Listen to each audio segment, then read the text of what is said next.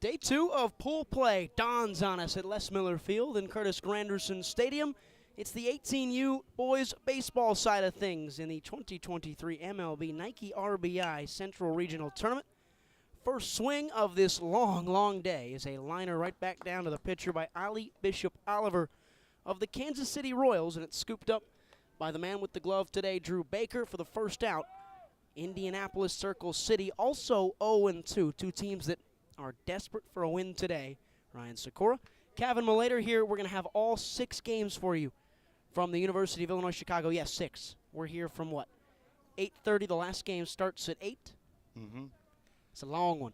Long day ahead of us. But it's going to be a lot of fun, though. So many great storylines. I mean, you have teams like Minnesota and Cincinnati at 2-0 right now. And then we start off with a game of 2 teams who are 0-2 who are still mathematically alive. Now, granted, the odds of them getting this title game are harder, but hey, you never know. You got to play the games in front of you and see what happens. Yeah, 0-2, 0-2. The 2 best teams that posted after the second day, the first full day of pool play, were both 2-0. So you can still find your way into a title game.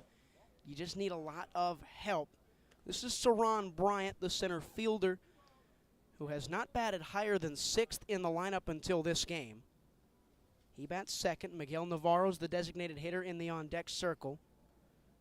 For a Royals team that are 0-2. They had a really good start against a Cincinnati Reds team. They got out to an early lead. They woke up before anybody else. They had the early game yesterday and could not quite get across the finish line. And they fell in game 2 by 10 runs to a Minnesota Twins team that has turned out to be a lot stronger than anticipated. So a tough draw once again for KC.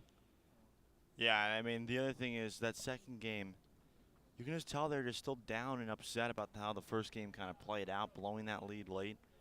And I think that showed in just the way they came out. They had a very slow start and just kind of lacked the energy. And by the time they finally got that energy in that second game, they were already down by 9 runs. 4-pitch walk to Bryant. The rest of the lineup behind Navarro, who's at the plate now, is Jesus Gonzalez, the third baseman. Joxel Dominguez, the catcher. Dante Finley's at second. Elijah Sanchez is the first baseman. Jackson Staley's in right field. And DeMarquion Jones rounds it out for Kansas City out in left. They're facing Drew Baker, who we have not yet seen for Indianapolis. We've seen a host of pitchers for Circle City, but this is his first time on the bump. A rare lefty that we've seen pitch so far in this 18U tournament. Yeah, it's been right-handed heavy so far for every team, and rightfully so. I mean, you're seeing a lot of two-way guys right now. I mean, after all, they're still high school players, so you're seeing a lot of guys who can play multiple positions, be an athlete for their team. Baker working from the third base side of the rubber.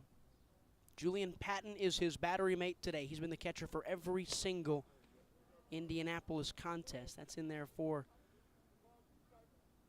a strike. It's 1-2.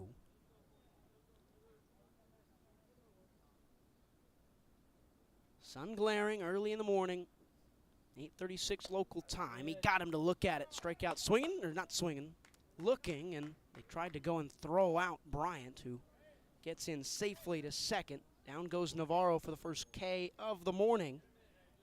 But a runner in scoring position with 2 away for Jesus Gonzalez. And right there, you're seeing him just peppering the outside corner of the strike zone. When you're a lefty-lefty matchup, it's so hard as a left-handed hitter to track the baseball coming out of the hand of a left-handed pitcher right there, and that's a perfect example of it.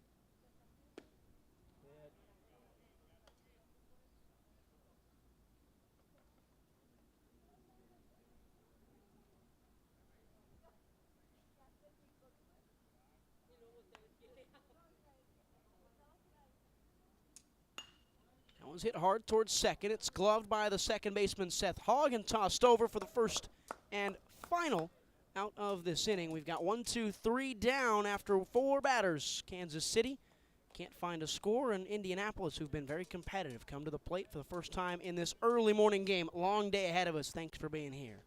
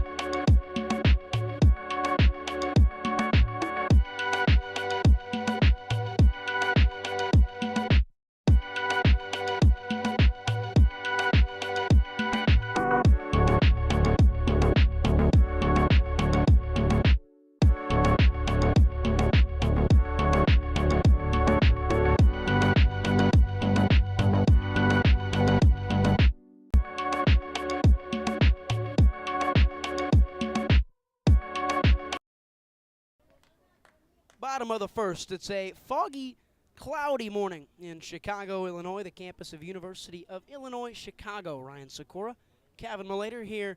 Game number 1 of 6 today as Kansas City comes to the defensive side. The pitcher, Rolando Calderon, throws for the first time in this 2023 regional.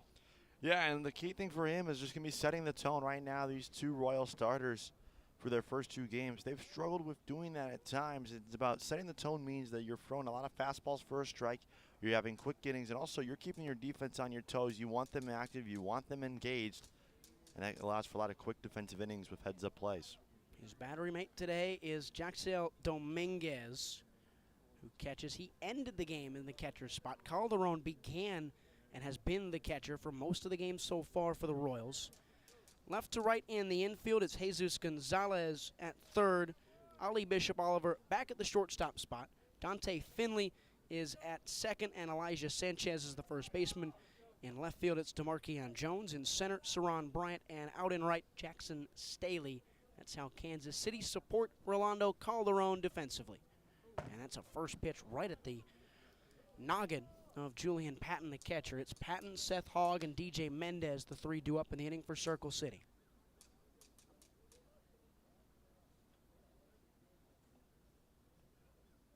Calderon works first base side, and Patton lines one out towards Jones in left. He's underneath it for an easy first out of the game.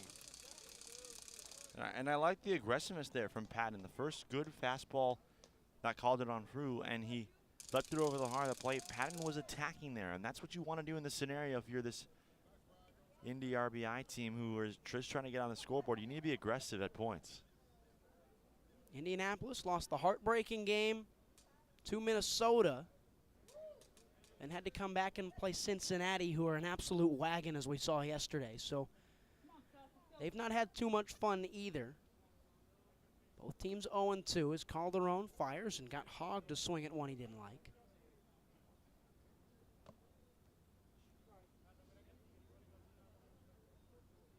And it's so funny how there are some teams in this bracket who, you know, based off last year's tournament, coming into this, you know, you had certain expectations for how you thought they would fare. That one's chopped towards the shortstop, Bishop Oliver. The throw is away, and safely, and at first is Seth Hogg. Tough play there at short for Bishop Oliver. And Hogg with great hustle down the line. He did not give up on that play. And he gives an early base runner for Indy RBI. Brings up DJ Mendez, the shortstop. JJ Calmes, C-A-L-M-E-S. Calmes? Go Calmes. Okay, you're the expert. Calmes is on deck. Junior Garcia in the hole. Bryson Bethel bats 6th. Drew Baker 7th. Carlos Rodriguez, the first baseman, bats 8th. And Daniel Cross, the speedster, rounds it out for Circle City. That one's away from Calderon. And in at first right now, Seth Hogg, the second baseman. You going error or hit? They're not showing it right now anywhere on the scoreboard out in left center. Hit. Thought so as well. I mean, just the way that Bishop Oliver kind of charged and attacked that baseball, when you ever have to charge that much as an infielder, it's going to be a tough play automatically, so you can't charge a guy for trying to make a play. Unless that ball literally got away and went down the line, a throw like that where it's going to be a bang-bang play at first base, typically you don't give an error on that guy. That's a tough error to give, in my opinion.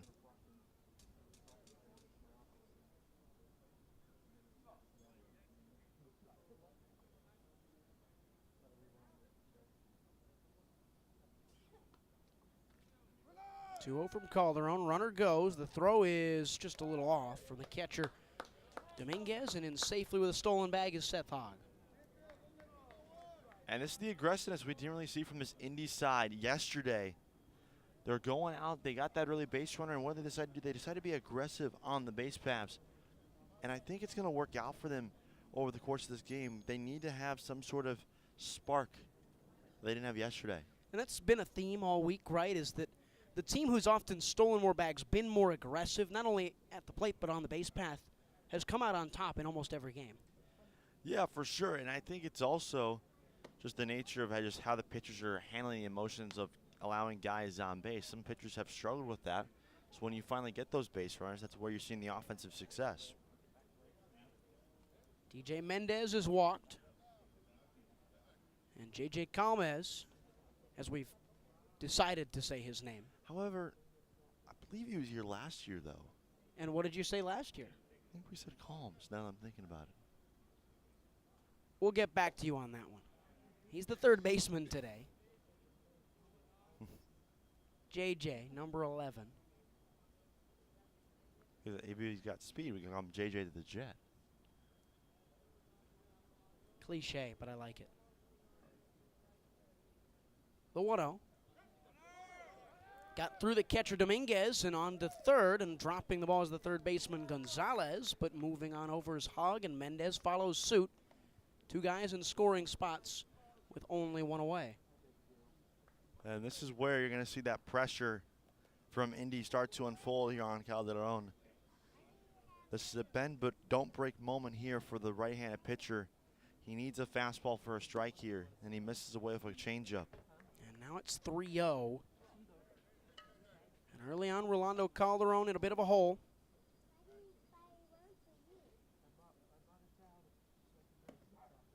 He gets that one for a strike and stays in it.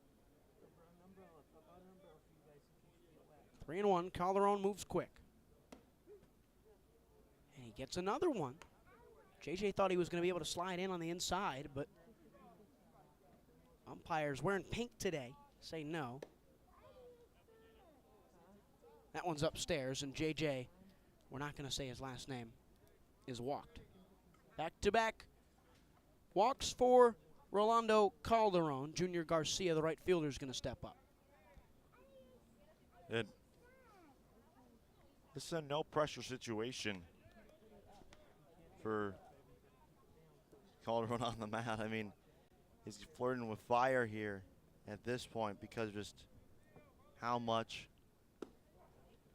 ineffective he's been so far and just the wildness of him.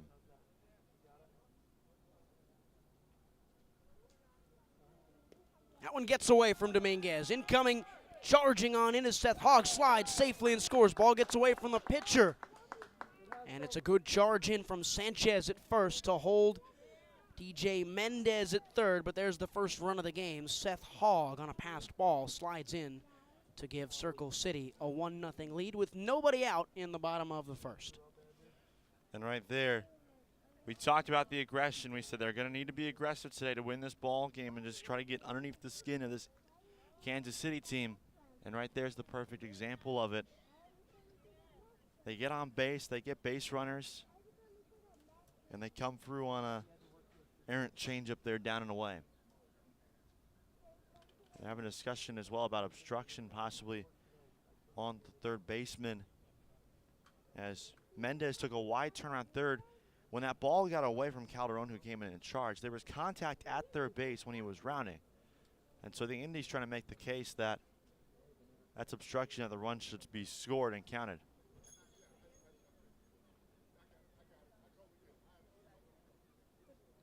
And they will not get that obstruction call there. So it's a 1-1 count to Junior Garcia with one away.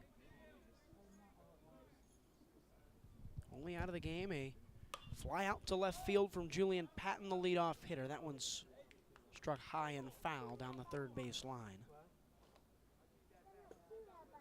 Garcia, have not seen much of him for Circle City so far. This game 3 for the boys from Indianapolis. That's upstairs from Calderon.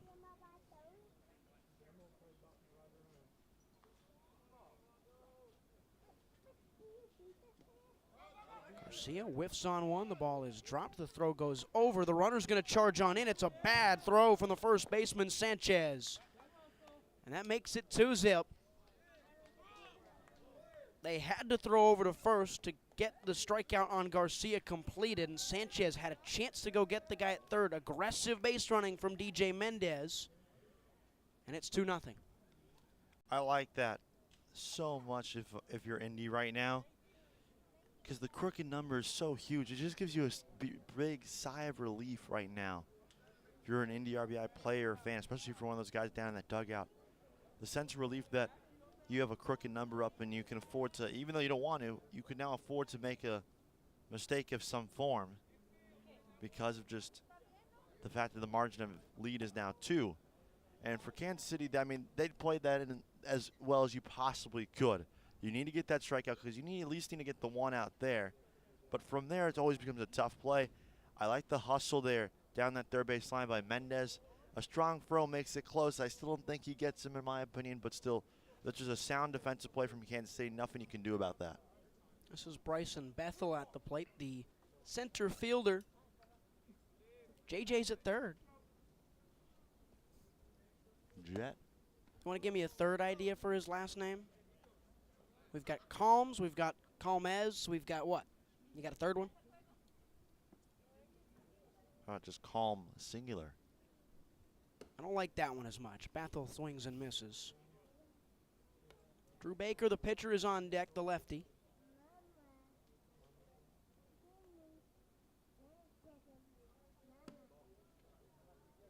And it's an easy walk to put runners on the corners for Baker.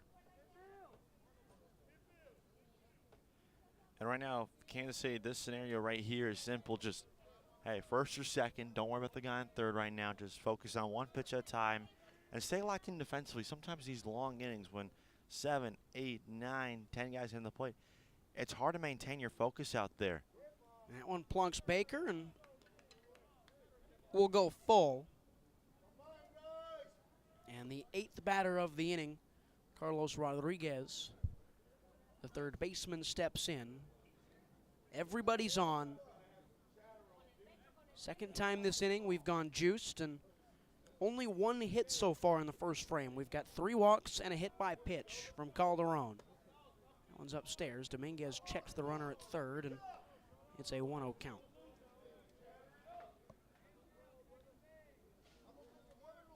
Anfield Rodriguez, don't try to do too much here. That one gets through Dominguez. Coming in, here comes JJ sliding in head first safely. It's 3-0. And both runners advance after that and go to second and third. It's another awry moment from Kansas City. Cannot quite get on the same page early on, the Royals. No, it's just so unfortunate, and Dominguez has been such a great catcher this weekend defensively. He's been so sound, and he's just having a rough morning right now. Second pass ball that's going to be charged to him in this game already. Bryson Bethel's at third. Drew Baker's at second. Bunt shown from Rodriguez, and he pulled away. He thought he had walked, I guess. They're not keeping the score up on the scoreboard now, so none of the players are going to fully know just on vision. They got to listen to the umpire.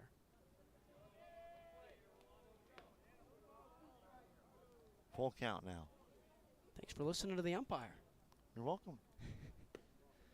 And he misses that one low just outside. And Carlos Rodriguez, we go full again.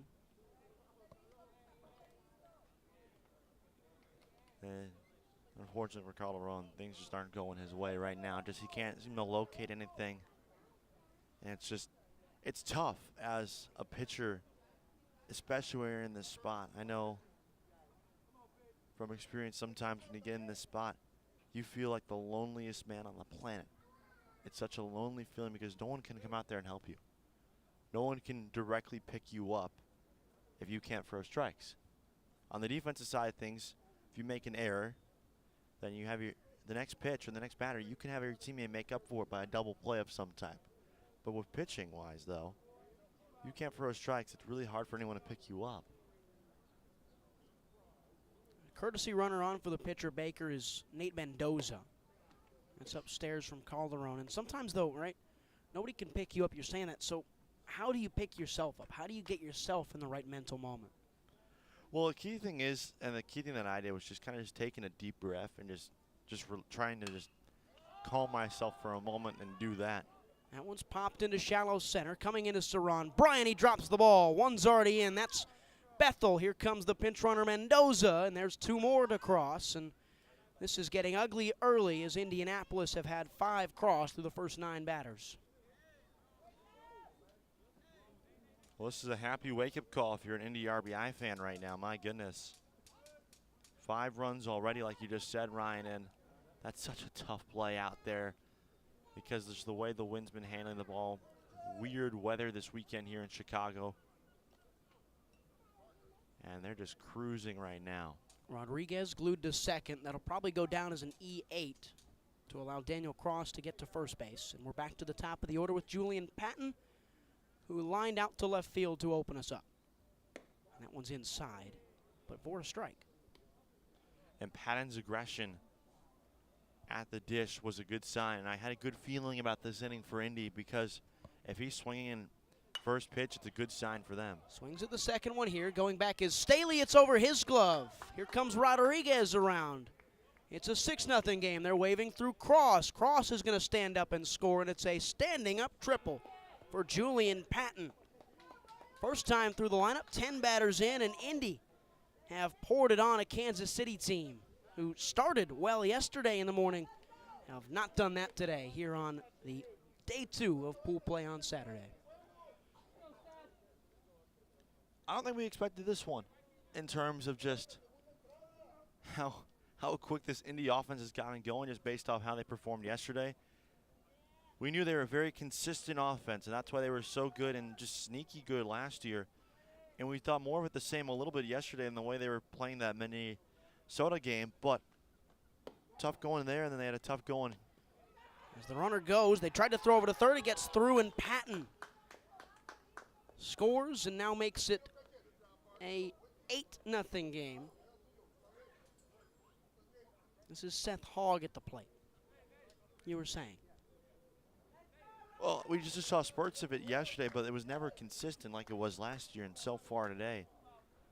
It's the consistent station to station. I mean, one extra base hit was the Patton triple. Everything else had been singles or walks. That was in their identity last year. It was in their identity yesterday, too, and they're back again today. And you bring up the triple and the single. Everything else has been a walk. So part of this is certainly on Rolando Calderon's struggle on the bump, correct? Correct. That one's hit down the third base line. It's gloved by Gonzalez. It's a really long throw. It's off the mark. Hogg's going to turn around for 2 as that one hits the backstop, and Seth Hogg dives in safely for a double. Or at very least, a single and a throwing error from the third baseman. Yeah, Hogg aboard for the second time. And part of the issues for this KC defense is that now, remember how I mentioned a couple minutes ago about how it's tough as an infielder to stay locked in when you're having these long innings? That's the perfect example of that right there. That should be an inning ground ball because of how long sometimes you just have a lapse in your mental concentration, and that can happen sometime, and Indy's not done yet. So we saw 10-0 yesterday. Minnesota beat Kansas City. It's the only run rule game we've seen in the 18U bracket here at Curtis Granderson. It's already 8-0. And that one's hit hard. It's gloved by Gonzalez. And we get out of the inning.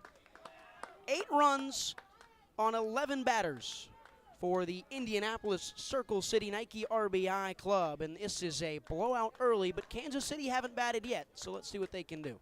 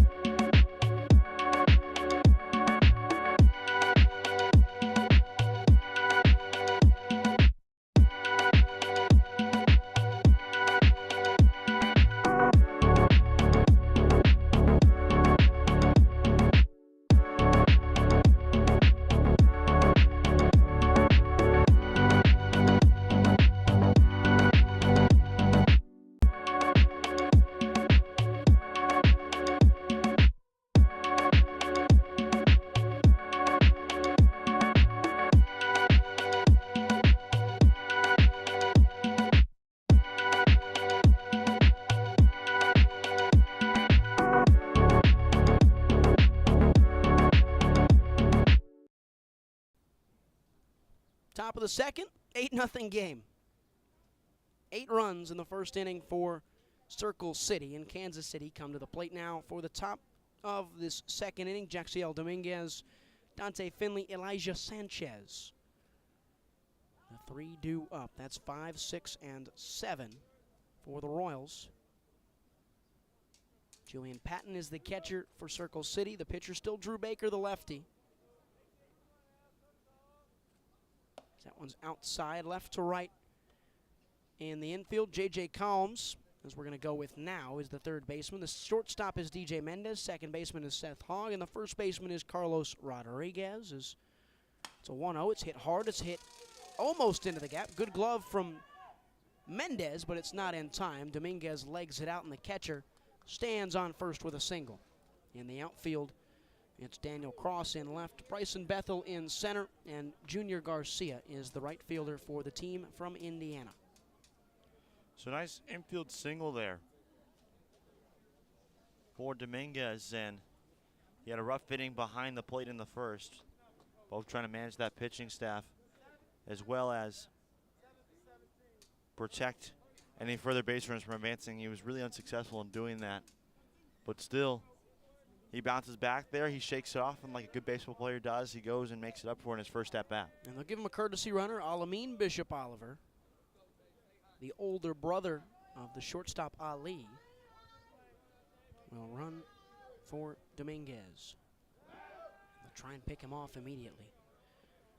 That's the thing with this Royals team. There is a ton of speed. They just haven't been able to really use it, and some of that has been a little bit maybe too aggressive, or as you termed it yesterday, a little bit of not so great base running. Yeah, and that's what cost them, is that we mentioned the not so great base running, and the reason why it's not so great is because they're getting out. If they're safe, it'd be great aggressive base running, but sometimes when you become too aggressive, you can make those mistakes. And then even there's a point when even when you are safe, you can be too aggressive at points too. So it's a double-edged sword. At the plate right now, another one of those speedsters, the second baseman. He played left field yesterday, Dante Finley.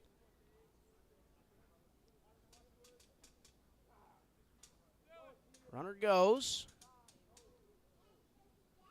and they wave it off. Yeah, Finley called time there in the box before the pitch even happened. So he was granted time.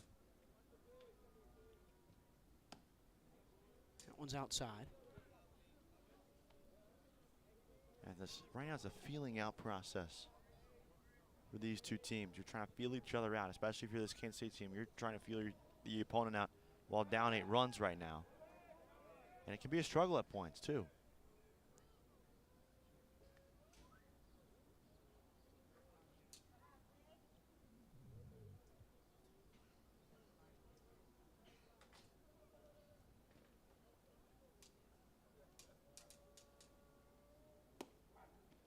Strike 2, 2-2. Nobody out. The second batter of the second inning. It's Dante Finley, Elijah Sanchez on deck. That's Alameen Bishop Oliver courtesy running for Jaxiel Dominguez at first. It's hit down the third base line, but foul almost towards the coach's box and scooped up by the third baseman Combs and thrown back to his pitcher, Drew Baker. And what's crucial for Baker here is try to get these next 3 guys down. Have a quick inning defensively. Get your offense back up to work, because your offense was so successful in the first. And there you get a looking strikeout with a fastball in the outside corner. And so he does just that. Good job by him responding after that single. And once again, it goes to my point, though. In these scenarios, the best thing for a team after putting up an 8 spot is getting a 3 up, 3 down, or facing 4 batters in an inning. That's the best thing for a team after they put up that many runs in a single inning, because your confidence then is even higher because you believe you can just cruise the rest of the way. Having trouble with Bishop Oliver at first, and they throw it away. Alameen's going for 2, and he's maybe going to turn for 3. That ball took a long time to get to the fence, and Alameen Bishop Oliver on a throwaway gets to third and is 90 feet away with only 1 away here in the second. Yeah, and for Baker, with being the lefty there, you're trying to have that natural advantage, because a hitter's going to, a base runner, I should say, is going to take a smaller lead against you when you're a lefty because they have the benefit of staring at you during those pickoff attempts.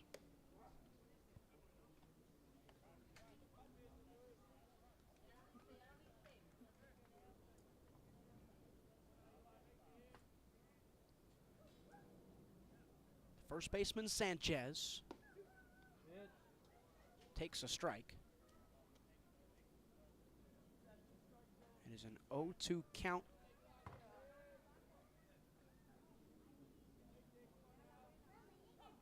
Anything into the outfield popped up into the sky will score Alameen Bishop Oliver, who's one of the quicker guys in this entire 8-team field. That one's lined into the gap, and that'll do the trick. It's a run across the board for Kansas City, an RBI single from the first baseman, Elijah Sanchez.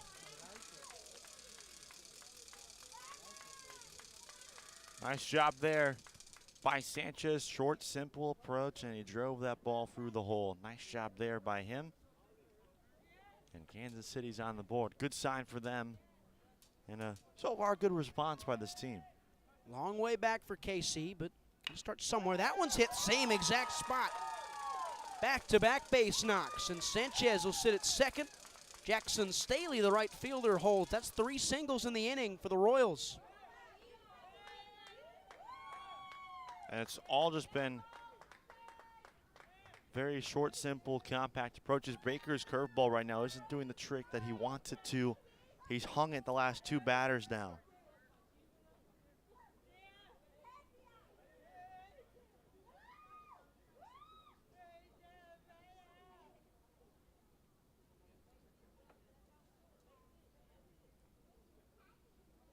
I'm really enjoying the scoreboard. While they have this talk on the mound out in left field, it says Indianapolis Circle City had 7 hits in the first inning. Maps just ain't mapping. Sometimes there's miscounts, right? On our end, on their end, on anybody's end. 2 to 7 is too wide of a margin. Yes. This is DeMarquion Jones, the left fielder. With 2 on, only 1 out. And Jones lifts one into shallow right field. Coming in as the right fielder, and Staley, he dropped the ball. Junior Garcia couldn't collect it, and Staley moves on over to second. DeMarquion Jones to first, and at third it's Elijah Sanchez. Junior Garcia, new to the environment, hasn't played a lot. Couldn't hang on in shallow right, and it's bases loaded for the leadoff hitter, Ali Bishop Oliver. That's always so tough.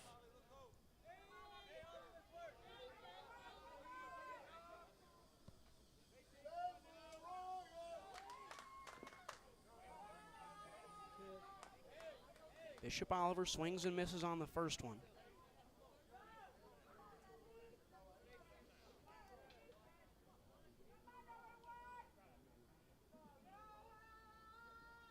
And he hits that one hard into left field. Underneath it, making the play, is the left fielder for Minnesota, and that's a great throw out there from Daniel Cross to hold the runners. Sanchez not the quickest cat at third, but thought he might be able to get in. And Bishop Oliver 0 for 2 on the day. Yeah, and he smoked that ball too, and just right at the left fielder. Tough look for him there, as he thought at the very least he should have gotten a sacrifice fly for it. Instead, it's resulted in no outs.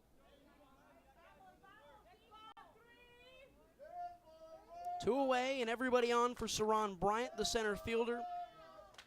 Reached via the walk and stole a bag in the first, and he swings and misses on the first one. It lands into fair territory off of his leg. It's Sanchez at third, Jackson Staley at second, and DeMarquion Jones at first.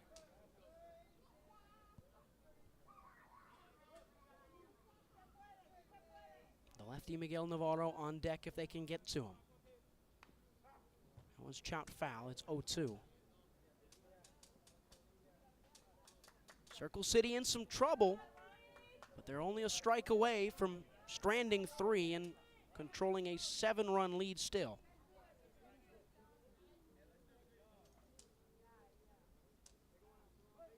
An early crossroads in this early contest. The 0-2 with bases loaded. Bryant pops one up. It's going to be in playable territory. Coming in as the center fielder, Bethel, and the second baseman, Seth Hogg, makes the play. Royals do some work, but they strand 3. It's 8-1. We're in the middle of the second.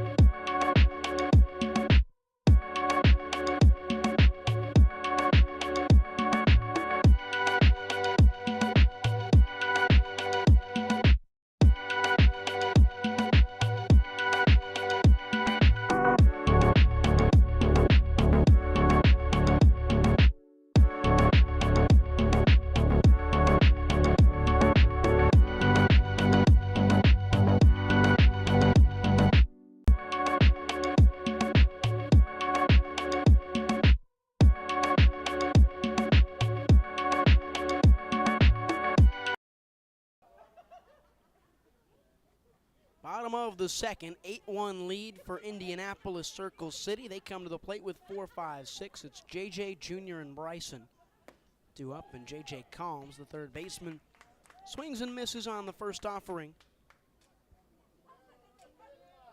As far as we can tell, it is still Rolando Calderon out there, and it is. So no defensive changes quite yet for Kansas City.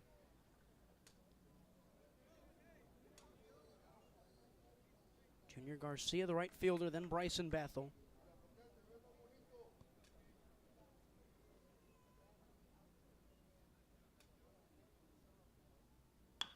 Swung on, hit up the middle. Coming in is Bishop Oliver, steps on it, takes a step, and throws it high, and that was enough for it to be too far off, and in safely is J.J. Calms at first.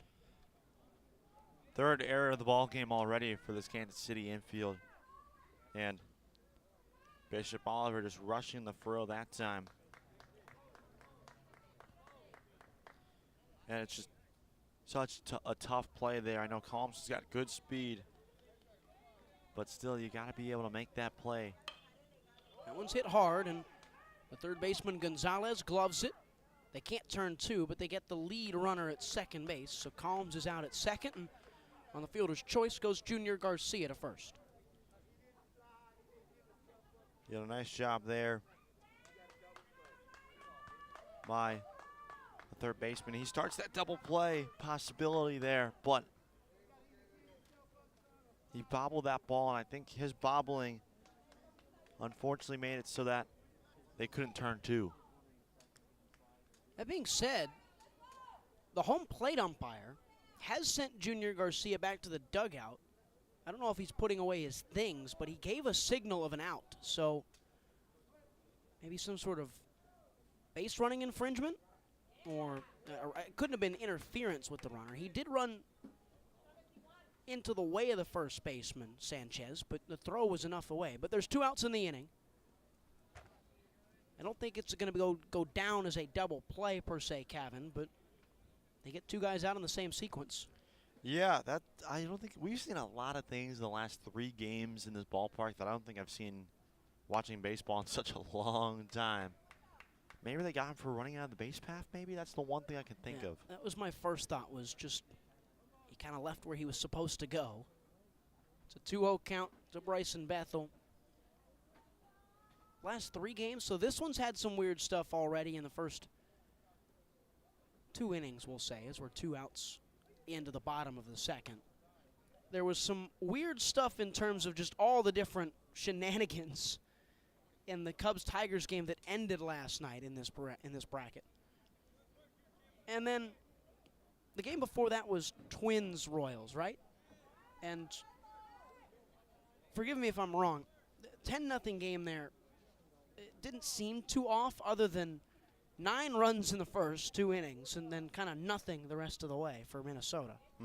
That's where it felt weird. They just got going early and couldn't get going late. That's a strikeout swinging on a full count from Bethel. Much better second inning from Kansas City. They get the deficit down to 7 runs. It's an 8-1 game through 2.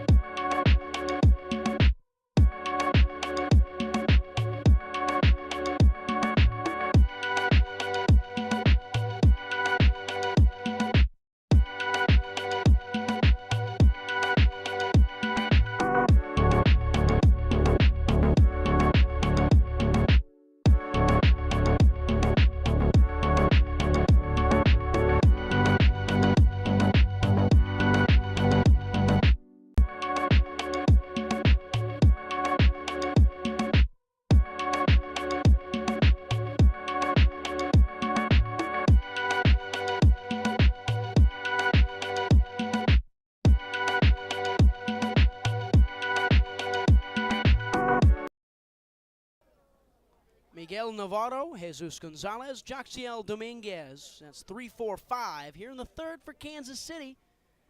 Gave up 8 runs in the first inning. Had no response. They battled back to win the second inning 1-0. So it's an 8-1 score through 2 at Curtis Granderson Stadium, Les Miller Field. Ryan Sikora, Kevin Malater on the Windy City Sports Network. This is the first game of the day. We've got softball going on channel number 2 over at Cacciatore Stadium on the DePaul campus in the city. And Navarro quickly falls behind 0-2. 3 softball games today, I believe. 6 on the baseball side. This one, and the next one, and the one after that, and then the one after that. Now you get the idea as Navarro, that one's way inside, and it looked like Miguel took one off the ear, but he got out of the way in time. We know the games for 4 of them.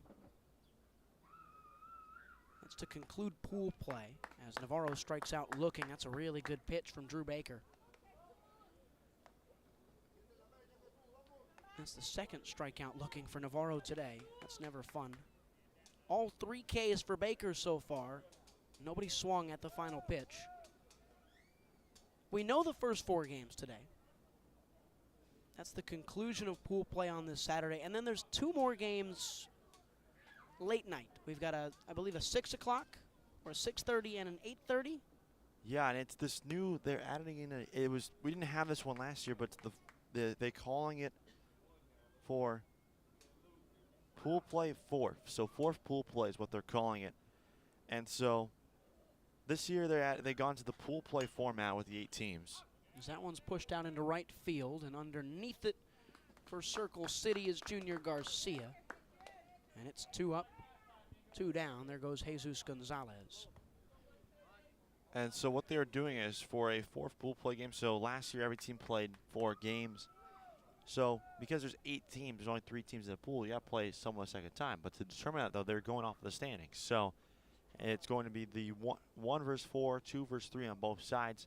At 6:30 Central, we'll have the Pool A 1 versus 4, and at 8:30 p.m. you and I will have Pool B 2 versus 3 for the fourth pool play game. That one's lined down, and it's another single for KC. So Jaxiel Dominguez is 2 for 2 today with 2 base knocks. He's got the only run today for the Royals. They had 4 singles in the second inning. That is their 5th hit of the game. Despite being down 8-1, they are out hitting Indianapolis 5-2. That right there might be the most wild stat you can imagine at this point, that you're down 7 runs, but you're out hitting a team by 3. I mean, you don't see that too often, but I guess no 2 games are the same in the game of baseball. 6-letter word starting with E. Error. Errors.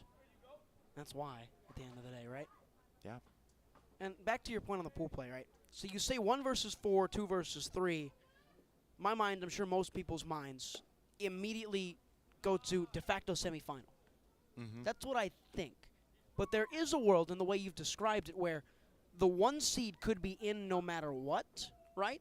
And if they lose to the 4 seed, the 4 seed might get the chance to play them again the next day, or is that kind of up in the air? Well, that's where things get tricky because it's all new. I mean, looking at it by this is just a pool play game. Like this is a pool play game. It could be another one of these.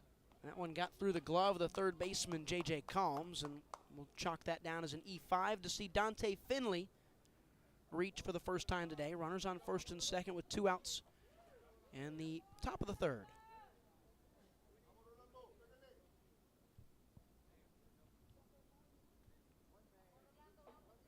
And we'll have to see. That kind of adds to the excitement of the 2 night games. And it does, because, I mean, it's going to be hard to top the nightcap you and I had last year on Saturday. The Indy Kansas City game. Literally, this is the same exact matchup that we had a summer ago.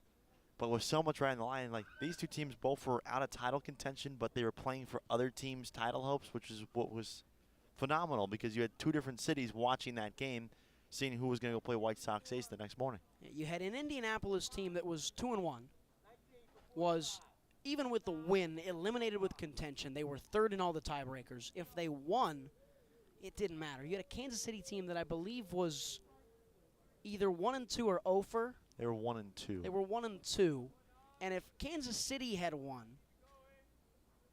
Cincinnati would have gone through, and if Indy won, which they did, Cleveland would go through to the final. And it was kind of this surreal, almost Twilight Zone-like experience where you felt like you weren't witnessing something that was real. 2 teams, each being represented by 2 completely other teams. It was something you could only get at this kind of level, this kind of event, as Drew Baker strikes out Elijah Sanchez, and we are through the top of the third, middle 3, 8-1, Indianapolis on the Windy City Sports Network.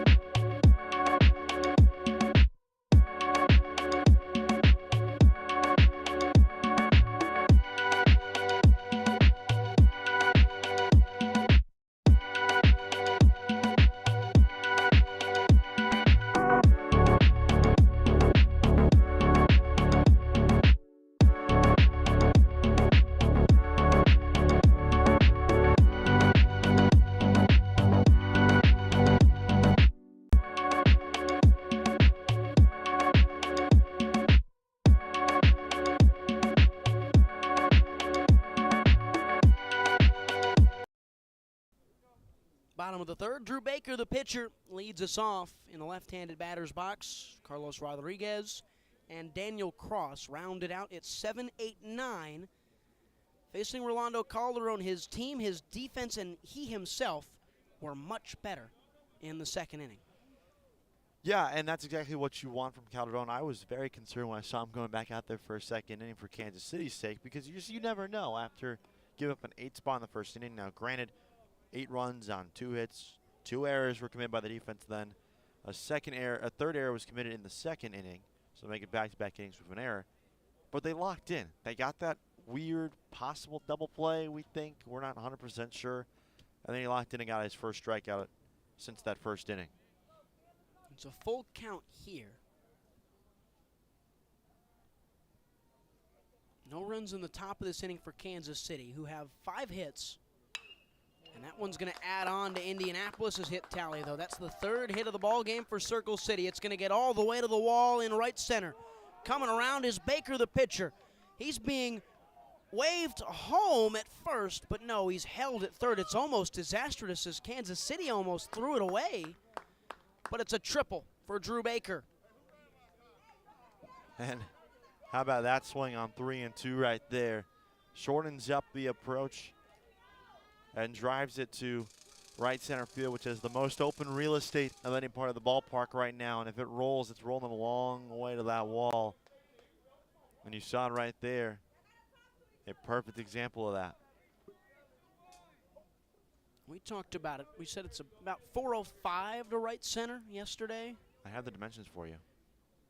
It's one of those ballparks that I think at the collegiate level, certainly a right-handed pull power hitter ballpark, because it's shallower to the left side, we think at least, on the dimensions, as that one goes straight off the helmet of Rodriguez, and runners will go to the corners. They'll check on Carlos, make sure he's okay. But at this level, where guys don't have the power to always push it out, you might have that one special athlete that can get it there. If you're a lefty and you can push it to the deeper part of the field in right center, you've got a chance to really cause some problems. We saw that with Sitter yesterday for Cincinnati, who pulled it out there a couple times. All our home runs that have been Little League home runs have been out over there.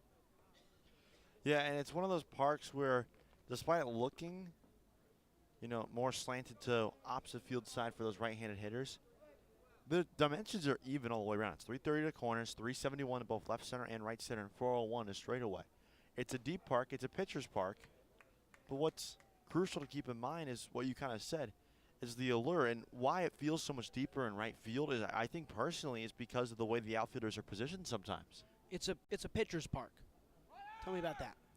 Essentially, it means that it takes away a lot more home runs. It's not as hitter-friendly. So essentially, a lot more balls have a chance of dying in the outfield. It could be caught out there for open real estate compared to a hitter's park. Much more smaller dimensions, a lot more home runs leaving, a lot more balls going into the gaps and being extra base hits. That one's into a gap for a base hit, and coming in to walk in is Drew Baker's pinch runner, Nate Mendoza. They took a little long time on the relay, sliding in extra bases. And 2 runs will score. That run gets through Ali Bishop Oliver, and Kansas City just continue to not be able to stay switched on. Baker's pinch runner Mendoza scores. Rodriguez scores from second, and Daniel Cross stands up on second base after sliding in safely for a single and an advancement on the throw. And how about this Indy team? They're down, but they're never out. Even in these at-bats, they were down into late counts, late situations, but they found ways to put the ball in play. And they just keep on rolling. 10 runs overall in the day. They get a couple back here, and they could really bust. I mean, it's already busted open, but they could try to put themselves in a position where they can end this inning here. Still not a single out recorded yet. Chop down the third baseline, and Gonzalez will get Julian Patton out. Moving over to third is Cross. The speedster in left field is 90 feet away, with Seth Hogg, the second baseman, coming to the plate.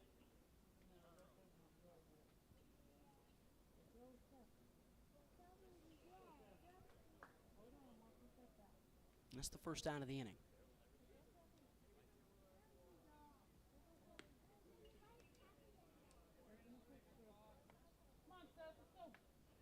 Calderon has looked better. Hard not to after that first inning. It's a 2-0 count here.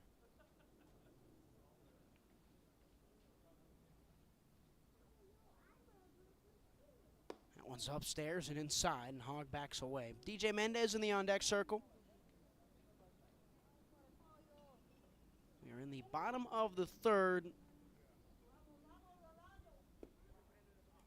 It's in for a strike. Probably a good time to bring up the run rules for this competition. 15 runs after 3. A 15-run advantage. That one's hit towards Gonzalez. It gets through, and that's going to be an RBI single for Seth Hogg. Make it 11-1. So this point for this Indianapolis team, the goal right now, there's 2 goals in this spot. You get 2 more runs here, and you're 3 outs away from finishing this thing in 4. Yeah, or you're 5 runs away, and you just try to win this thing now. Yeah, and that was the next point, is it's 12 after 4, and then it's 10 after 5, I believe. 8 after 6, or do you just play on from there? After chapter 5 with high school baseball rules, you play on. You just keep on moving. DJ Mendez, 0 for today. He's got a line out that ended the first inning towards the third baseman, Gonzalez. He also has a walk where he scored. The only player for Circle City that has not found home plate today is Junior Garcia, who's 0 for 2. So that one gets underneath the catcher, and Jaxel Dominguez, that was close, but safely in at second goes Seth Hogg, the second baseman. And a tough day so far behind that is for Dominguez. Passed ball that time yet again. He was so good defensively yesterday.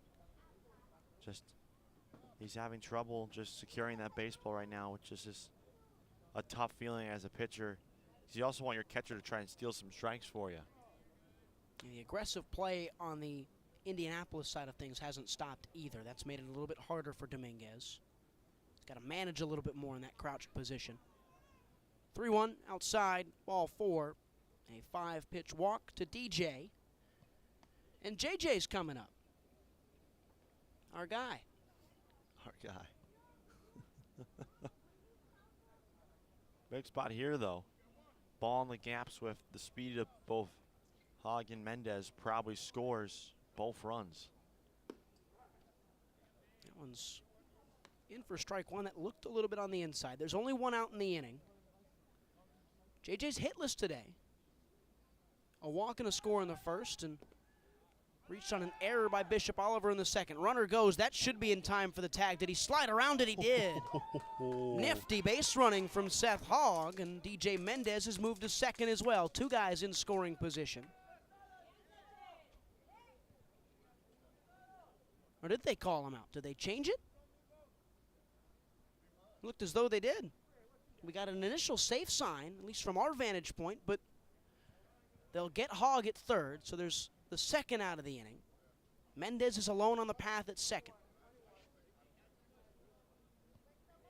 Well, that's too bad from a neutral perspective. That was almost beautiful, beautiful base running.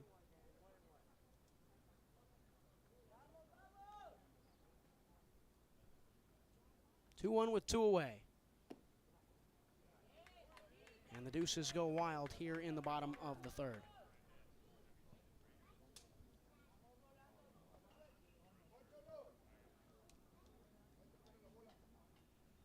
Ten-run lead. Indy would love 2 more. Upstairs, 2 balls, 2 strikes again. We were a step ahead of our home plate umpire.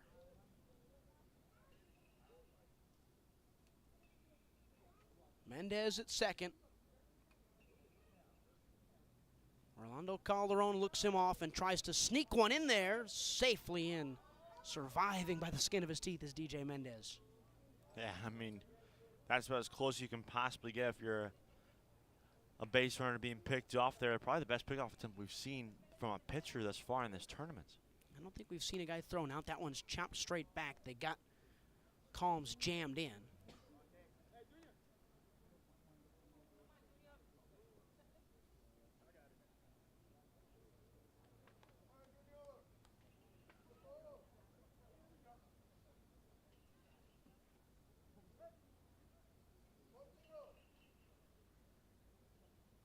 Calderon, the righty. First base side of the rubber. Here's the 2-2.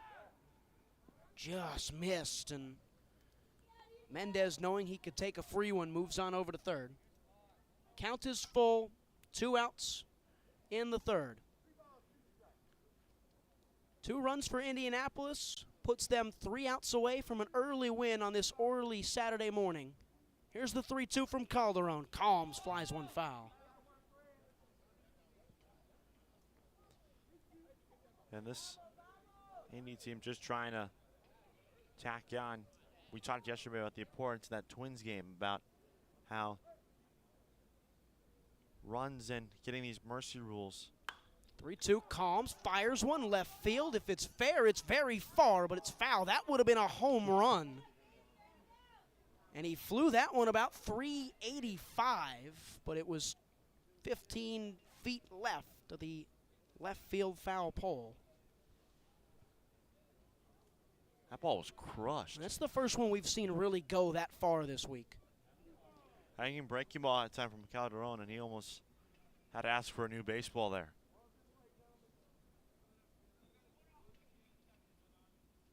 Cloud-covered skies have cleared a little, cleaned up the city skyline. 3-2 outside for ball 4. And runners will go to the corners, and Junior Garcia, 0 for 2 today, steps into the batter's box. And right here, if you're this Kansas City defense, get ready, because I'm going to make a solid prediction that Calms is going to be running on the first pitch. Got a strong inkling about it. I imagine Dominguez does not throw. Would you throw? I would expect there's no throw there, unless they pick him off. That's the only way I can see them trying to get him out. He didn't run on the first pitch, and Garcia pushed one back into foul territory. Yeah, no, I mean, in that scenario, if the catcher Dominguez would likely probably either pump a throw or he would throw it. But we had this play when I was in high school, and this was a design play defensively when we got to this situation where we knew a runner was going to be going to second. We would have our catcher act like he was throwing on a second and throw it, but have the shortstop run in, cut off the ball, and then come home with it. It cuts down the distance on that throw, reception, and that throw back to the plate. Allows for quicker, it's more effective, and you're likely to get it out. Shout out Coach Poole. It sounded smart. It worked a lot. It worked many, many times. 0-2, 2 outs, runners on the corners. That's why he won a couple of city championship rings. That one's outside. Good stuff from Dominguez behind the dish to keep it in front and hold DJ Mendez, the shortstop, at third base. And like right now is a situation where if you're Calms, I know the score is up by 10, but with no one covering, just go take second base. They're not worried about him. Here's a 1-2. Unless they're trying to follow the unwritten rules of the game, which you can respect that perspective too. And Calderon steps off.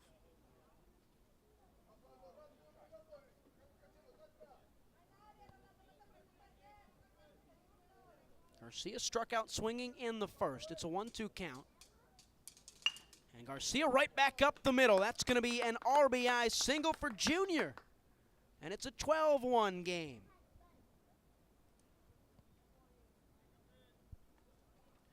That's just one heck of a hit right there. Very simple. He didn't try to send that ball to Saturn. He just kind of sat on that low fastball and sent it hard back on the ground up the middle for a base hit. Really nice piece of hitting there by Junior Garcia, and he gets credited with an RBI there. Well deserved. DJ Mendez in to score. JJ Calms to second.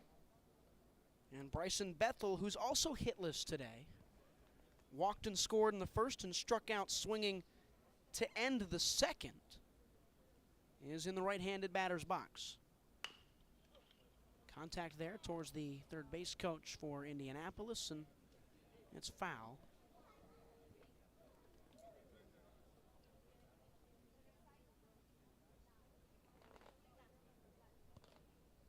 Bethel represents right now the game-winning run in 3 innings.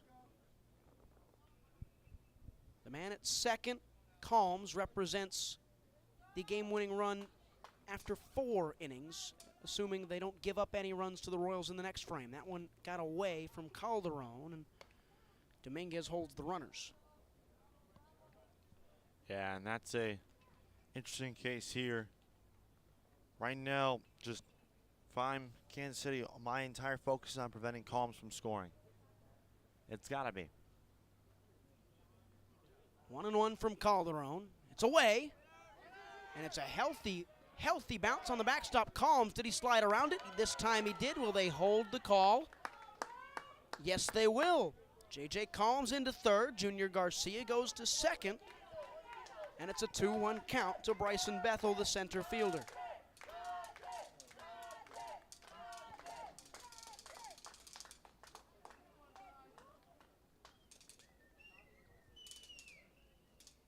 Three-one count, rather, and got him for strike 2.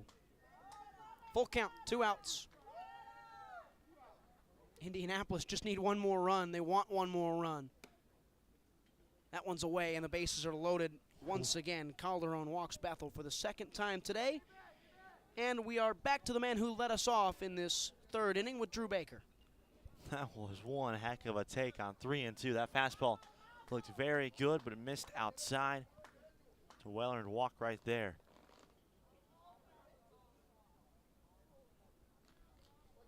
Baker at the plate. Skies one, foul territory down the third base line. It's not going to be playable, and it hits the concrete, takes a big bounce, and strolls on over. He's hitless. He's got a hit by a pitch and a walk, and he's scored twice.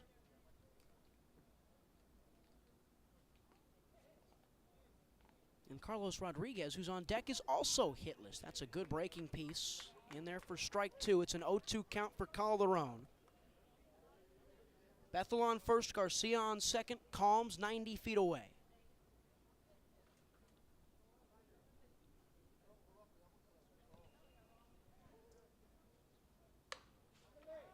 Baker, trickler to first, and stepping on the bag is the first baseman, Sanchez, to end the inning.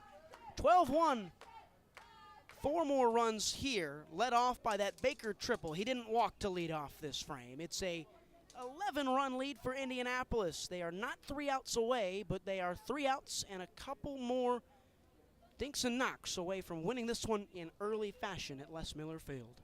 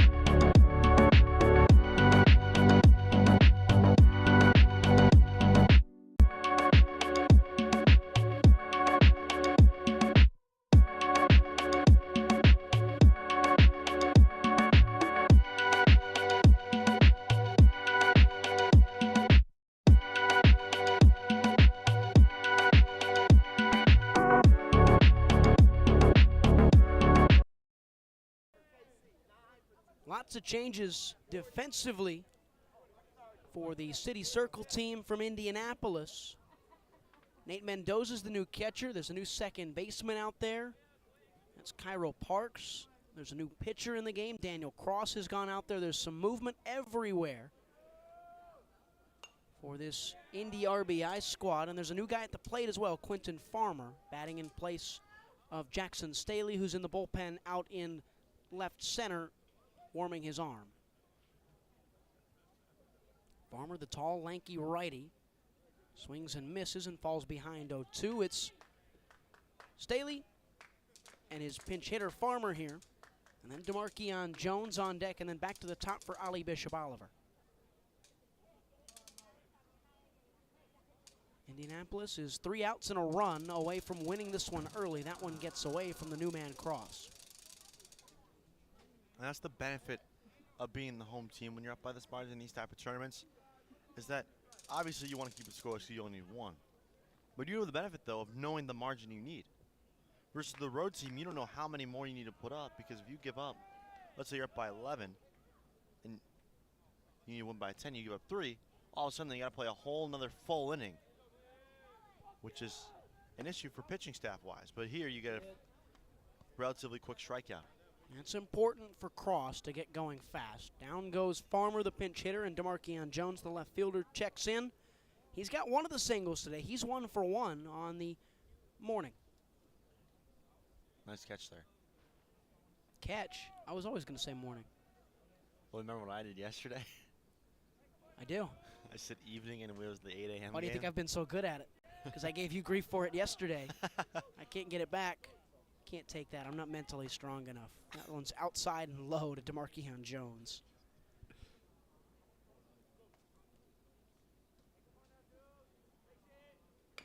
Jones pushes one back towards Cross, and the new man at the mound gets it, scoops it, and tosses it over. 2 up, 2 down in quick fashion. Ideal start for Circle City. Yeah, and look how quick Cross hopped off the mound there. That was impressive, just the speed he got off of there.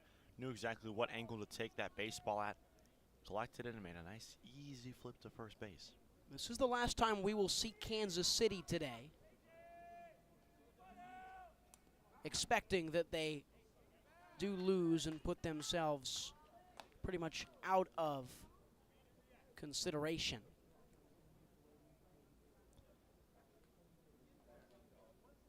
Next game is Reds and Twins. After that, it's Tigers, White Sox, and we end the pool play day here at Curtis Granderson with a 4 o'clock first pitch scheduled between the Cubs and Guardians. That one's inside to Bishop Oliver. The only possible way I think we could see Kansas City again is if they're the 4 seed in their pool. Correct, and they have to be the 4 seed in their pool because I don't think they can get any higher. As Bishop Oliver lines one into left field, and underneath it to make the play is one of the new men for Circle City. That's 3 up, 3 down, and they are 1 run away. Indianapolis 12, Kansas City 1. Early morning on Saturday. Thanks for being with us on WCSN.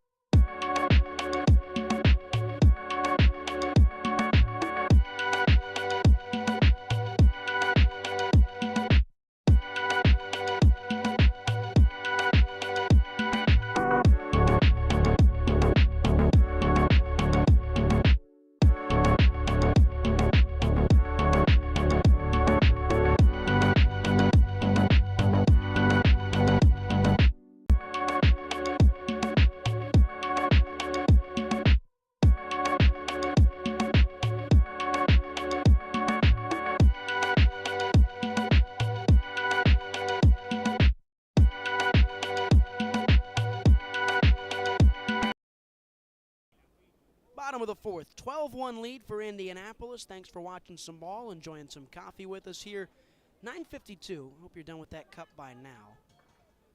One more run is all Circle City need to get out of this one in 4 innings.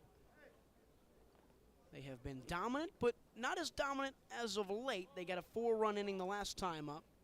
The bottom of the lineup has been successful. Carlos Rodriguez is at the plate. He's reached twice and scored on both occasions. Daniel Cross has done the same. He's on deck. And then it flips back over to the top where we expect to see Nate Mendoza, who replaced Julian Patton at the top of the inning in the catcher spot defensively.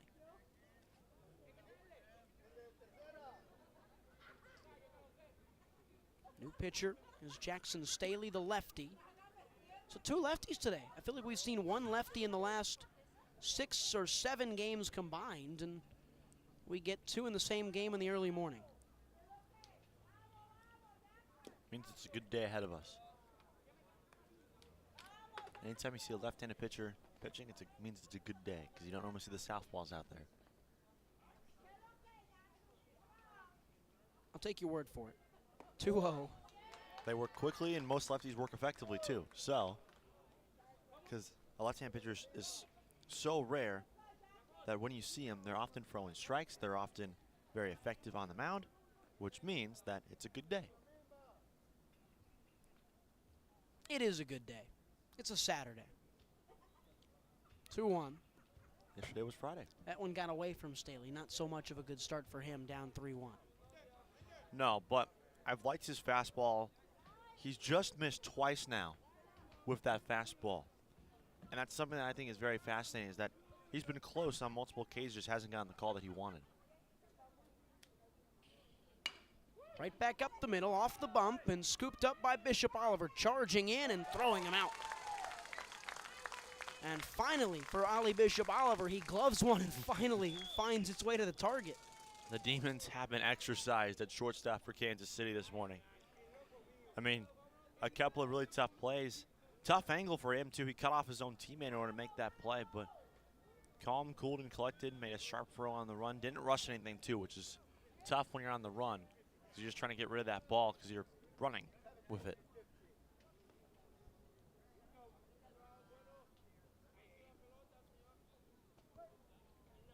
This is not Daniel Cross. It's Mangel Harkin Calero. We're going to try that one again. M-A-N-G-E-L-L. Mangel Harkin Calero. Harkin was the pitcher yesterday in one of the Indianapolis games. Was he? Yes, he was. Starting pitcher. On the lineup card, they just wrote Harkin, though. That's why I missed it. Yeah, good point. I believe that was against the Reds. Is that what you said? Mm-hmm. Believe so. I can confirm right now. 2-0 count to Harkin Calero. And he got out of the way and then started running. I guess they're having fun. Why not? You're up 12-1. So they're in a golden spot because now they're a runaway or they're 3 outs defensively from a victory. Top of the 5th. They are up 11. This is the bottom. Oh yeah, bottom of the 4th. So the scoreboard is weird for me, and I've been trying to figure it out all week because at Arizona State, where we're students, when they start an inning, they put the 0 on there and they just start tallying it up. That's how they do it at softball, or have done it at softball before at ASU. So I see nothing on the Indy scoreboard when I just glance at it for reference points per se. And they have a 0 on the Royals scoreboard because they got nothing in the top of the 4th. And I automatically assume, oh, it's the top of the 4th. There's nothing on the bottom. There's a 0 on the top, and we're playing. That's obviously just not true. It's the bottom of the 4th. As Harkin is on first base, by the way. And this is Nate Mendoza, who is batting for Julian Patton. And you see, I'm used to growing up in a place where it's blank until either a run crosses or the inning comes to a close. So it's a fun little cat and mouse game we got. Where'd you grow up, Kevin? Grew up here. I'm from here. He's from Chicago, guys. Did you know that? Could you tell? 2-0 count to Mendoza. 12-1 game with one out in the bottom of the fourth. That one gets through the catcher Dominguez, and Joaquin Calero is on second base. The game's ending run is now 90 feet away. That's a tough fastball there. Down and in, kind of just missed. Never really had an opportunity to make a good block on him. It was an easy 90 feet for Joaquin. And it's a 3-0 count to Mendoza. Staley struggling here. It's a big leadoff for Joaquin. Toying with the pitcher. Swing and a miss from Mendoza.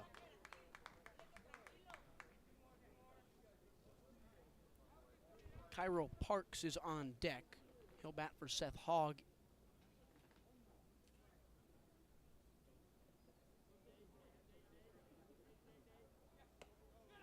Five-pitch walk to Nate Mendoza. Runners on first and second.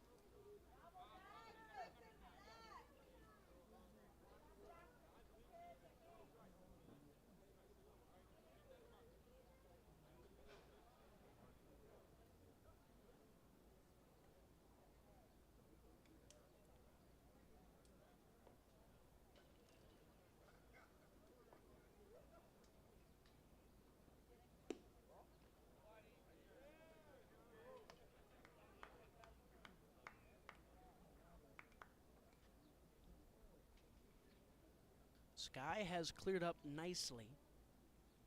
You can see the skyscrapers in the background. That one's outside as well. And it's 2-0 to Parks. Anderson High School,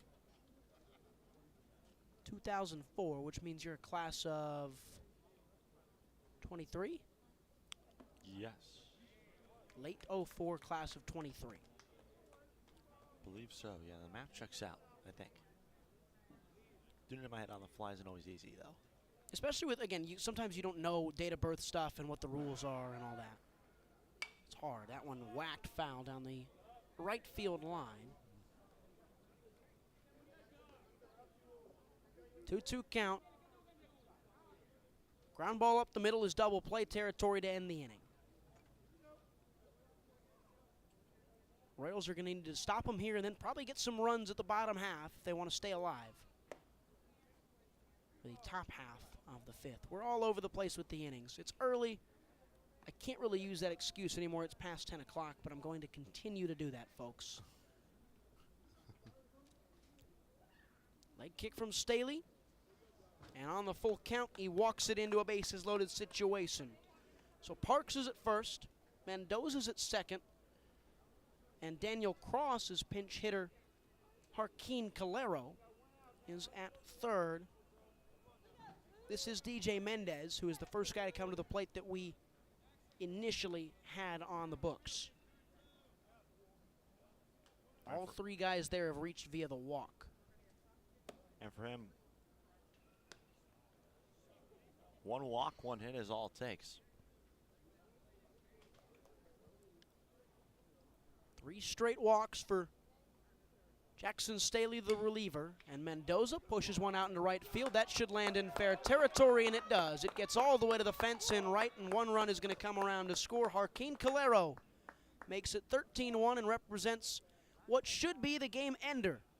Mendoza comes around, and just for safe measure, here comes Parks. I think they'll only count the first one. It's a 13-1 win for the City Circle team from Indianapolis, Indiana. The Indy Nike RBI Club finally get a win. 0 for 2. 2 tough ones on Friday. They start Saturday with a good one. They get a win. They move to 1-2. They stay alive in this all-important contest to get to the final. Yeah, and just all around, just great team win by Indy Nike RBI this morning. Just absolutely woke up with the right intentions and dominate from start to finish. A good showing from them, and now they get to stay alive, and they'll see who their opponent's going to be in that fourth pool play game later tonight. And for Kansas City, they drop another one, another tough scoreline to look at, the 10-0 yesterday to Minnesota. They come out this morning a little bit flat, could never quite get going, lots of errors. Yeah, and it's just the walks is what really hurt him more than anything else. Just the errors also hurt him, but the walks and lack of command, I think, really had the biggest impact on it. And I think now they kind of have to reset and just go out and play with some pride tonight. Play for your name, play for your city for one final time tonight. Interestingly, and perhaps important for tiebreakers, they marked those last two guys to cross the plate as runs. So the final score is 15-1. That could be important later on if run differential has to play a part. Final for game number one, the 8:30 first pitch. Indianapolis 15, Kansas City 1. Circle City moves to 1-2. The Royals 0-3 for Kevin Milleta, Ryan Sikora. 5 more games. We're not going anywhere yet. Hang out with us. Stay here, please.